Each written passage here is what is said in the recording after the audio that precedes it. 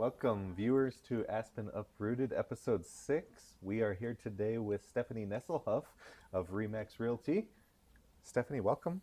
Thank you. Thank you for Thanks being for on coming the show. Stephanie. Happy to be here. Been looking forward to this. Me too. Yeah. So why don't you start off, Stephanie, by just telling us a little bit about yourself and how you got into realty. Sure. So I started, well, if you really want to know, if I go way back, this is Sure. like my third career. So my first, I was a social worker, and then I became a school psychologist. And with my school psychology background, I had some time in the summers, had some time over Christmas break, and I started buying investment properties. And so I started working on them. And then after 9 years of being at Rapid City Area Schools, I ended up resigning and created my own consulting business.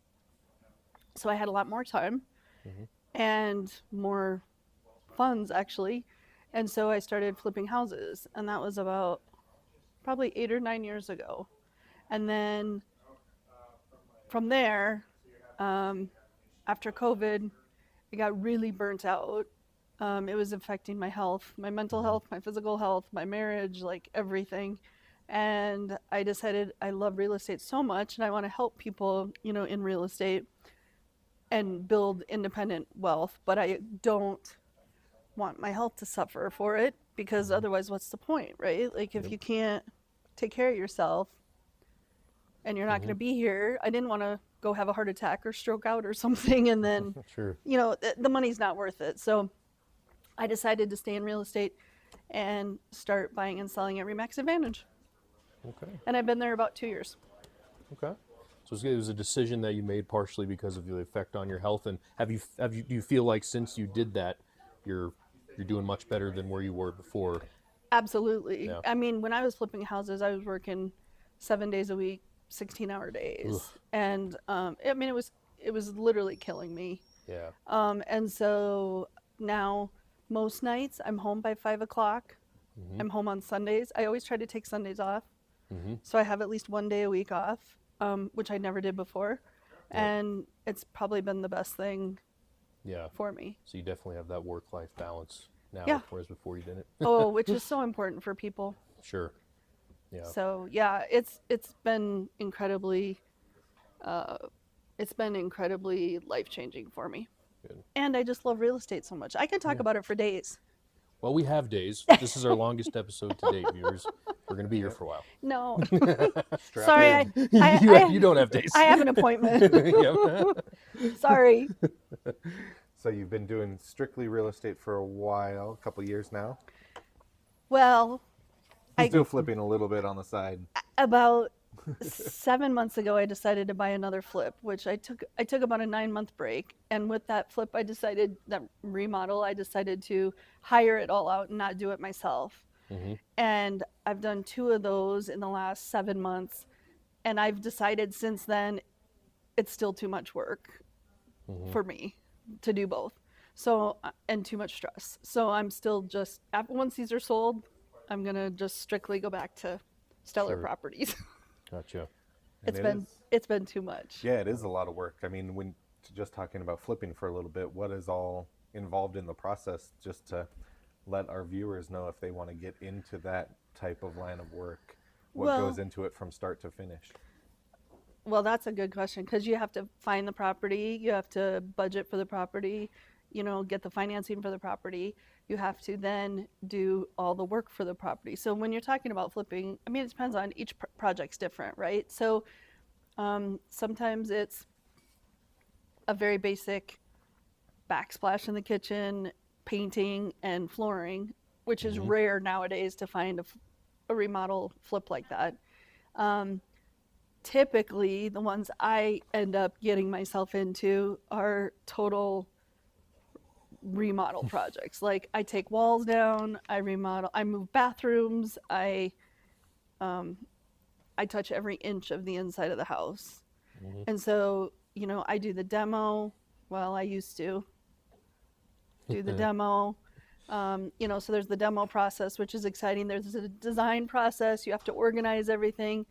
So on top of you know, I used to do the work, but now I'm organizing and making sure the people are doing the work. Mm-hmm.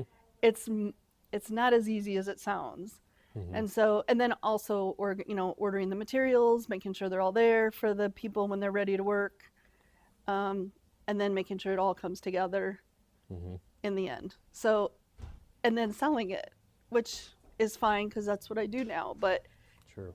there's a lot more to it. I love it when everybody says to me when I say, "Oh, if I meet someone," and I'm like, "Oh, I used to, I have flip houses or I'm in real estate." They're like, "Oh, I would love to do that," and I'm like,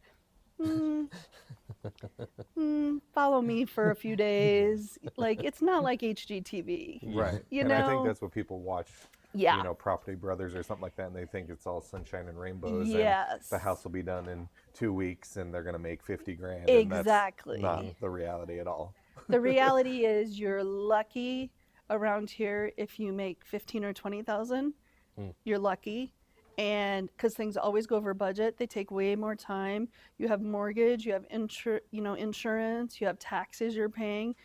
The reality is, and not to get into this here, but the reality is the people that are working for you, the subcontractors, they don't care that they take 3 weeks to get a part of your job done and that you're holding up on your job because they just don't care. It's not their money that's laying out there.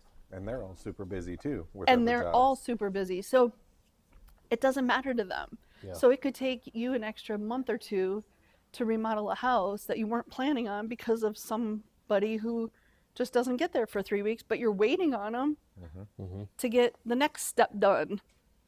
So it's quite maddening, actually. And that's Sure. why until you sell it, and if you actually make money, there's all the excise tax, there's things that people don't realize that there's paying the agents, there's like all these things that people don't realize how much money goes into it.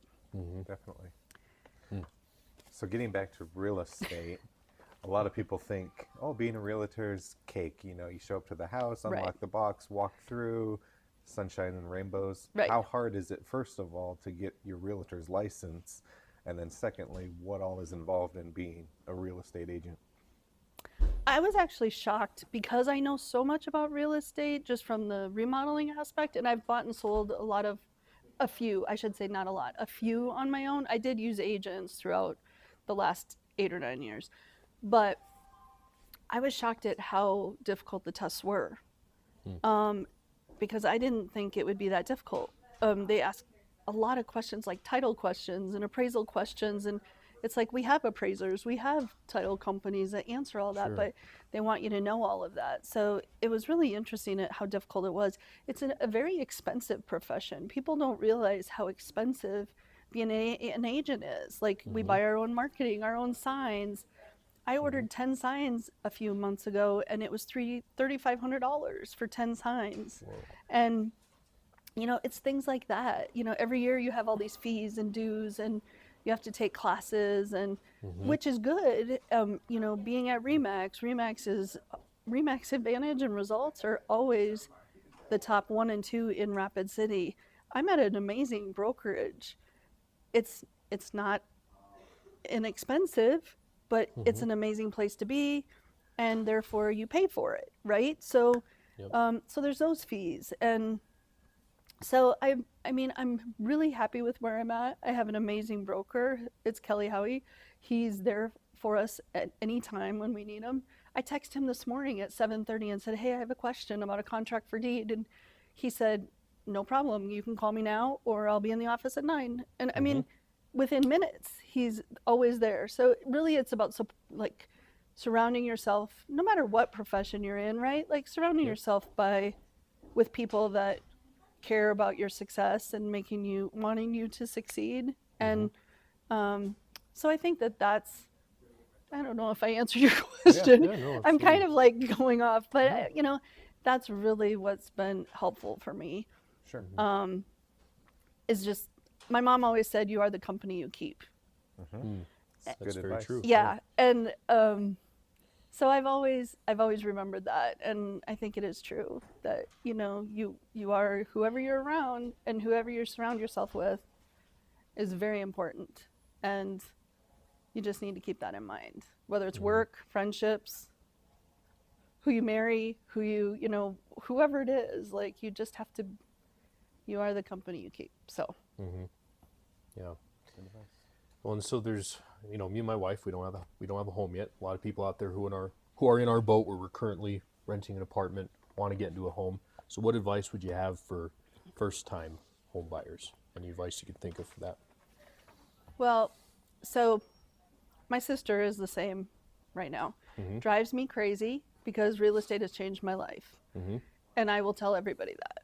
But having a home is not for everybody either. Some people don't want the responsibility of it. They get nervous or anxious about, you know, like what if the furnace goes out, or what if we need a new roof, or you know, paying the taxes and the insurance and all that. And for just ease, it's just easier to rent.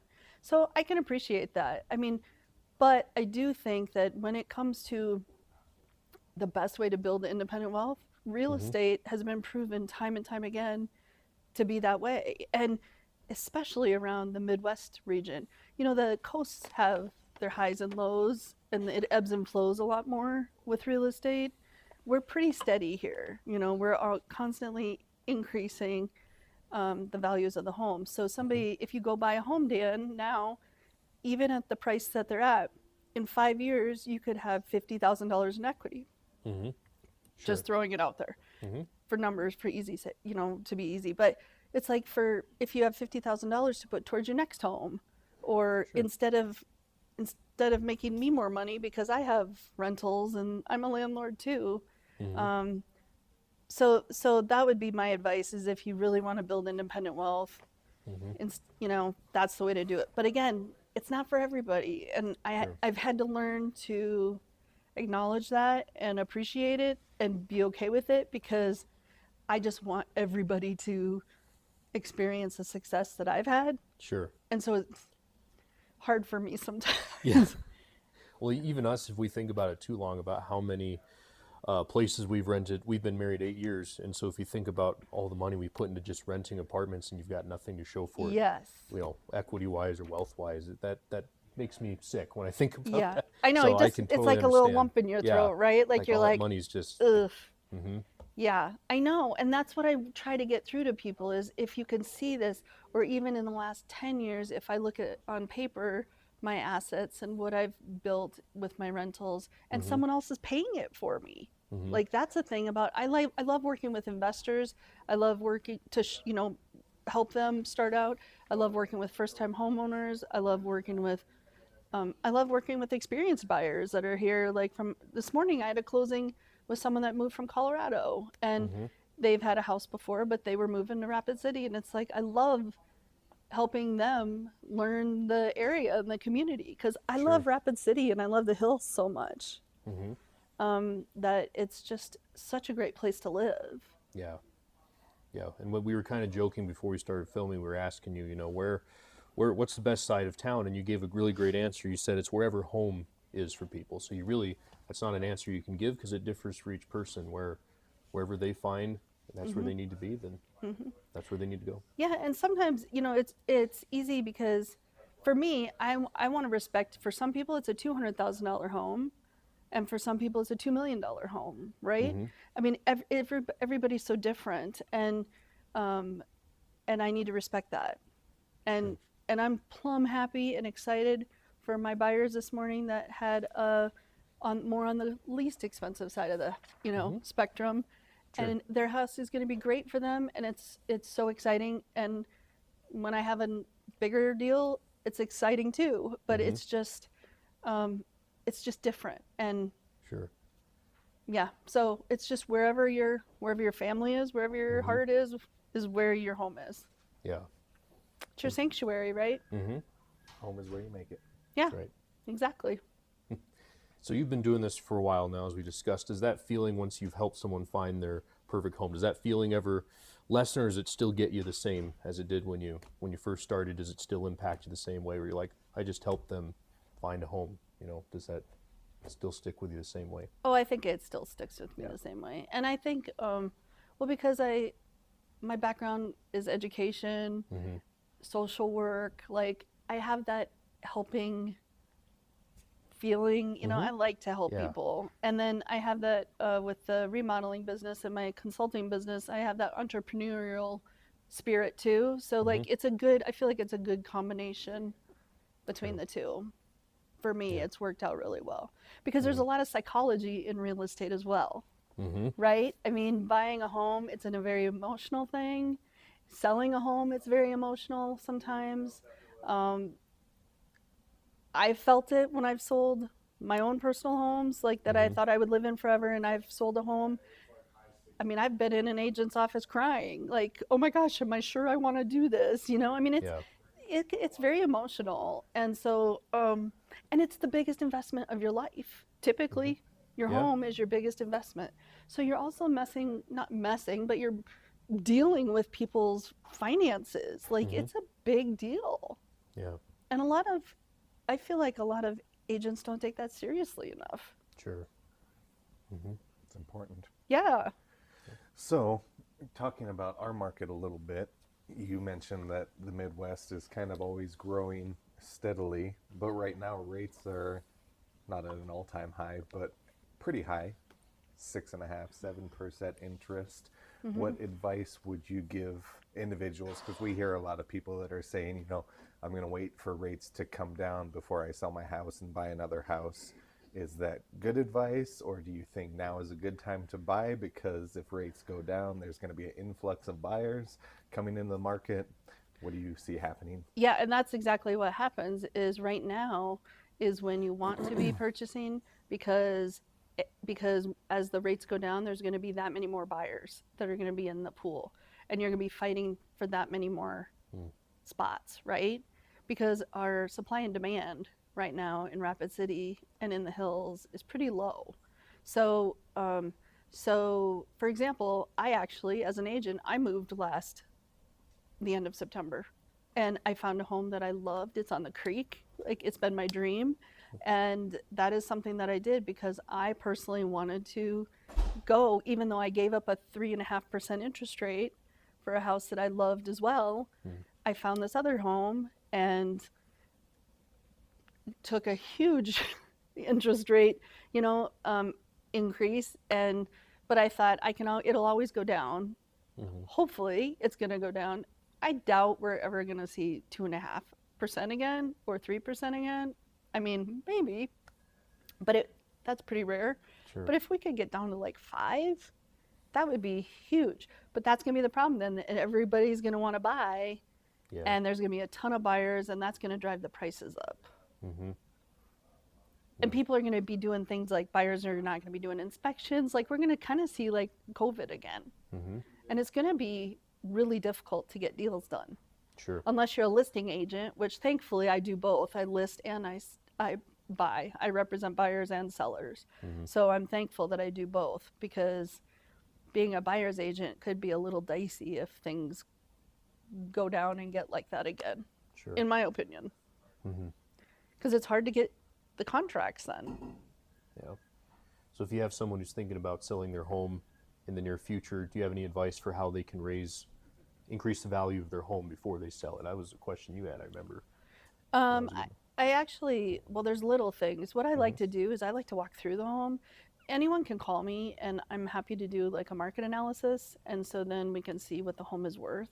And then if there's little things that don't cost that much money, that's where my background with remodeling and being a general contractor comes in handy because I'm able to say, look, if you replace these pulls in the kitchen and in the bathroom or paint this vanity or replace a countertop for $500 and some faucets or some mirrors, the mirror in the bathroom and some lights, you can make a significant difference in it's not even necessarily the amount you get but how fast you sell. Oh sure, yeah.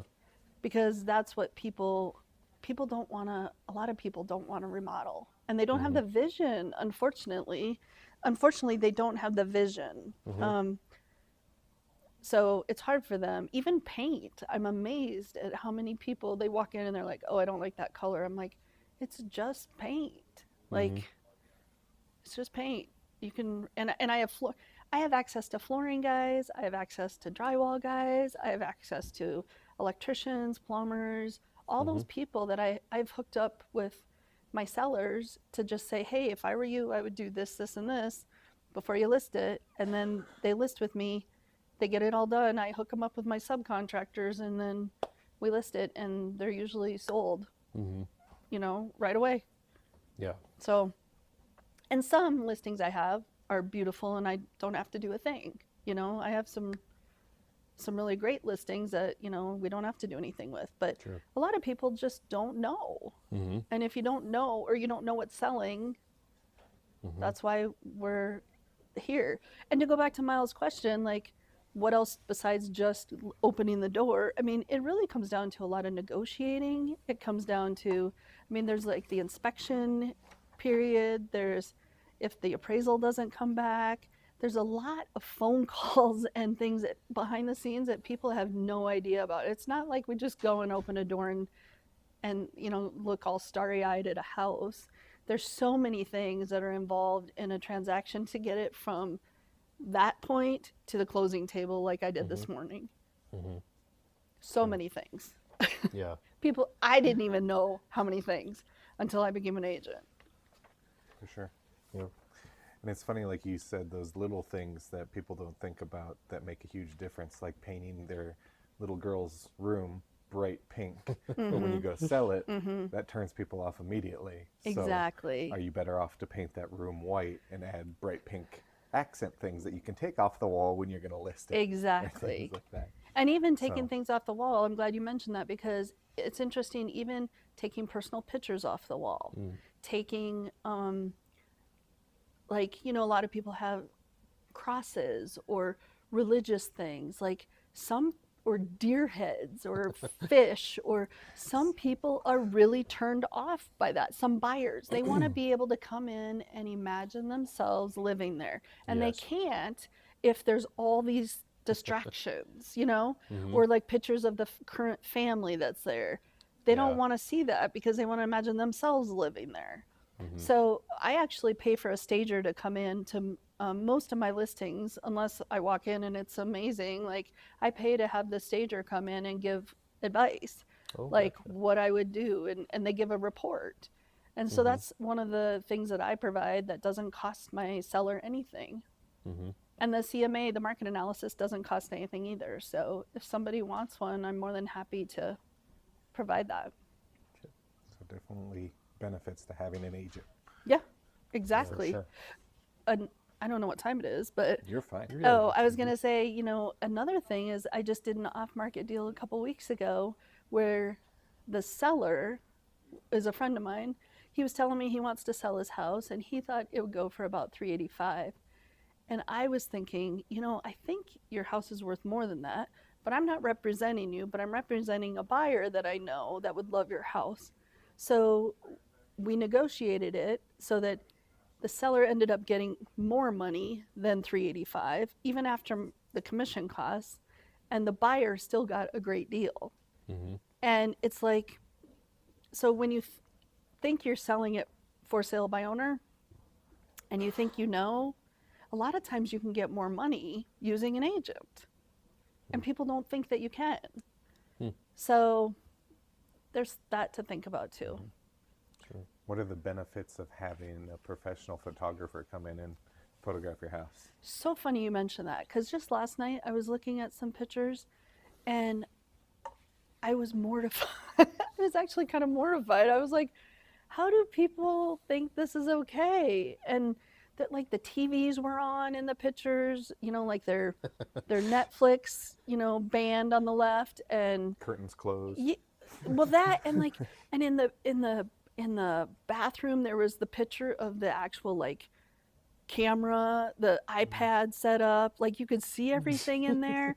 And I just thought, my gosh, I am so glad I have a professional photographer that Beard makes, hair in the sink. yeah, I mean, that makes my photos look so great, and I pay for that too. Yep. My team does. I mean, we just feel like it's important to be able to do that.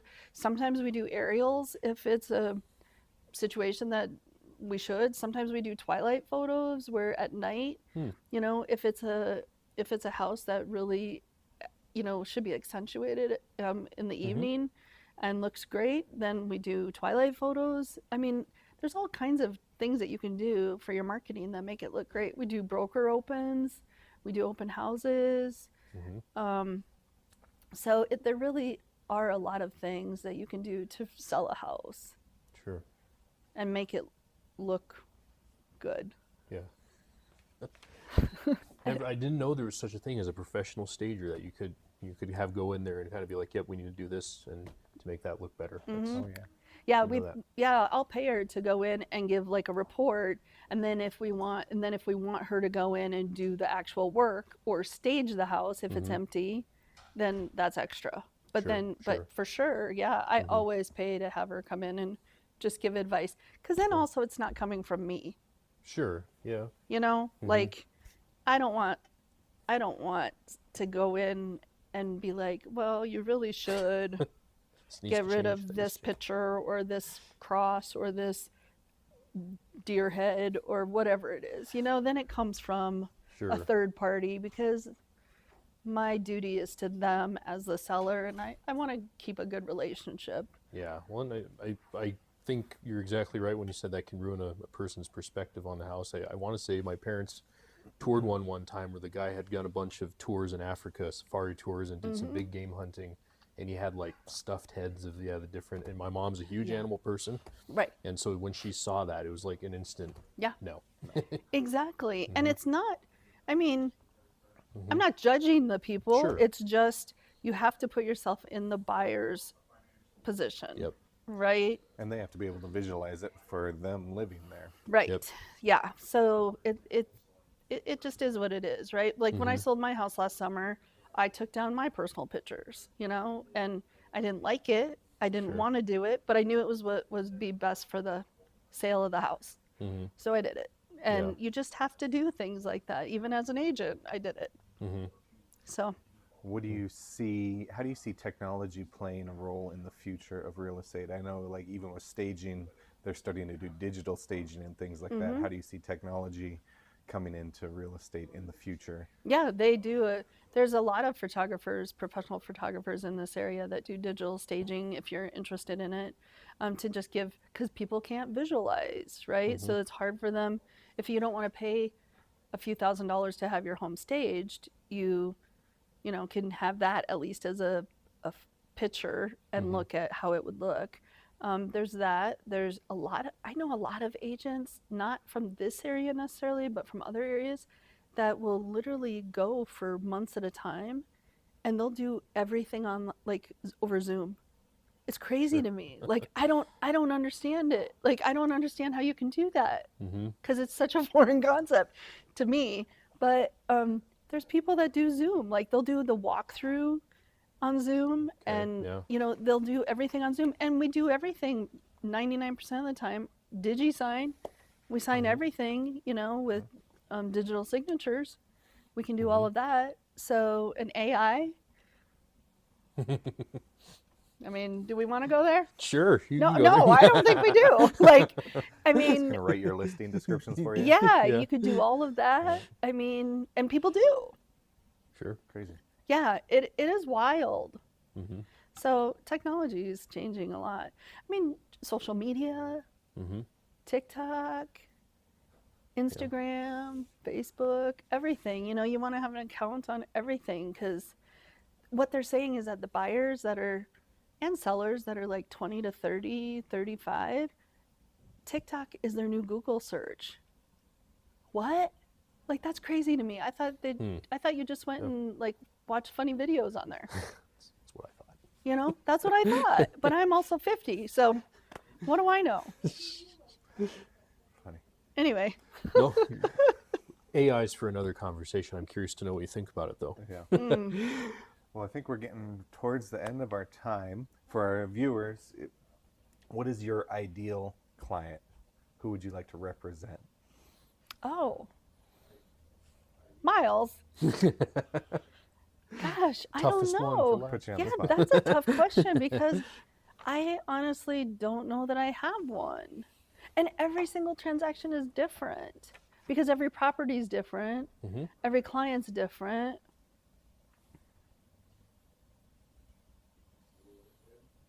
I honestly don't know how I would answer that because, um,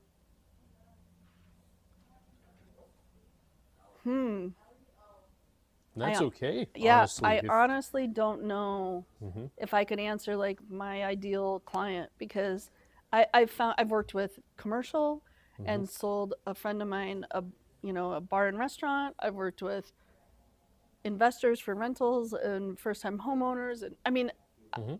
Who's your favorite client? How about that? oh, Favorite type of client, not favorite but individual. but even, Anyone, right? yeah, I was gonna say because Anyone. I couldn't even answer that. Yeah, exactly. I mean, Mm-hmm. everybody is. I really enjoy working with everyone. Mm-hmm. Yeah, it really. I've enjoyed every single one transaction that I've had. Awesome. Yeah. Well, I It's mean, the I was gonna say sometimes it's the other agents that are the problem, Right. or the inspectors or the appraisals. Sure. Sometimes that's where the stickiness comes in, but Mm-hmm. the clients are usually cake. sure. It's fun. Well, I mean, just with your background of being in social work and then in the school district and now real estate, it's clear you like helping people. So that's Yeah. awesome. So Yeah. you definitely go above and beyond to help your clients. So if someone wants to employ you for your services, either as a listing agent or a selling agent, is that the right term? How do they get a hold of you? You can call me. My cell is 605-553-1064. You can text me.